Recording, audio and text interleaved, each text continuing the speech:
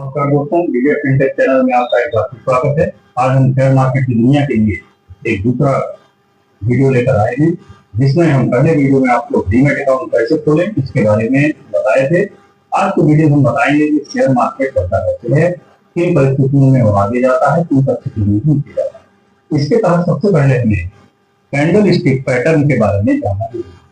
Candle stick होते क्या है और ये किस तरह से मार्केट को चलते हैं। आइए चलते हैं लोग चार्ट पर।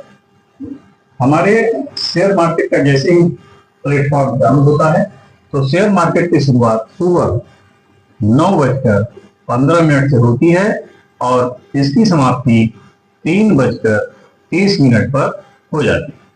यानी हमारा पूरा मार्केट सुबह 9:15 से शाम को 3:30 तक चलता है। यह पूरा मार्केट कैंडल पर आधारित होता है। कैंडल 5 मिनट की होती है, 10 मिनट की, 15 मिनट की, 30 मिनट की, 1 घंटे की, है ना।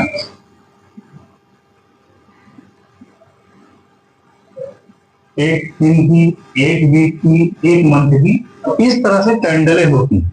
कैंडलों का फॉर्मेशन एक ही तरीके से होता है, लेकिन अब 5 मिनट में किस तरह की कैंडल बन रही है और 15 मिनट में किस तरह की कैंडल बन रही है। इसके पहले हमें कैंडल के बारे में जानना होगा कि कैंडल आखिर होती क्या है। तो कैंडल सबसे पहले जब मार्केट शुरू होता है तो कैंडल 2 होती है, एक ग्रीन और एक होती है रेड कैंडल।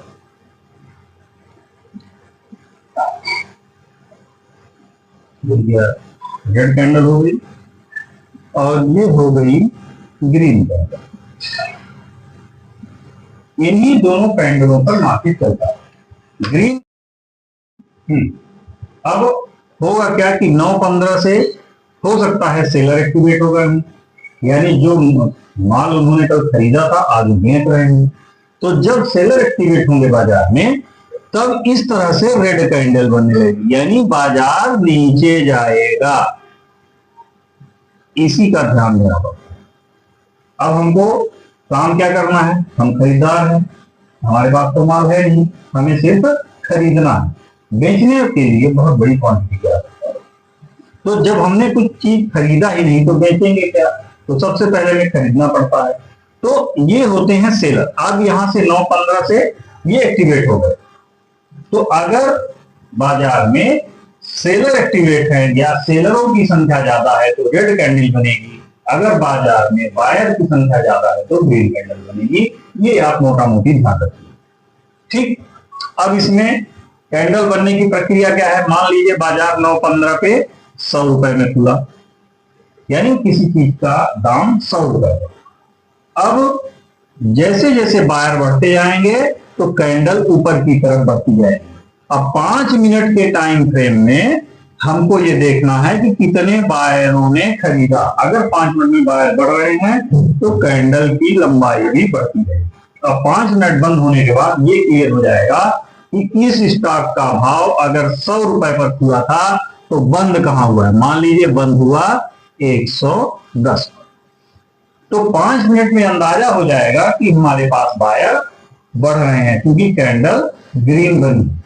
अब इसी का उल्टा रेड कैंडल होता है। मान लीजिए 100 रुपए यहां भी था, कल का बाजार 100 रुपए पर था, 100 रुपए को बंद हुआ। अब ये क्लियर नहीं है कि आज सुबह कैसे बाजार खुलेगा। अब अगर सेलर खुलते ही सेलर एक्टिवेट हो गए तो ये 100 रुपए पर था कल का बाजार, जैसे यहां पे था, ये 100 रुपए से ही चालू हुआ। अगर ऊपर जाएगा तो बढ़ेगा, नीचे जाएगा तो घटेगा।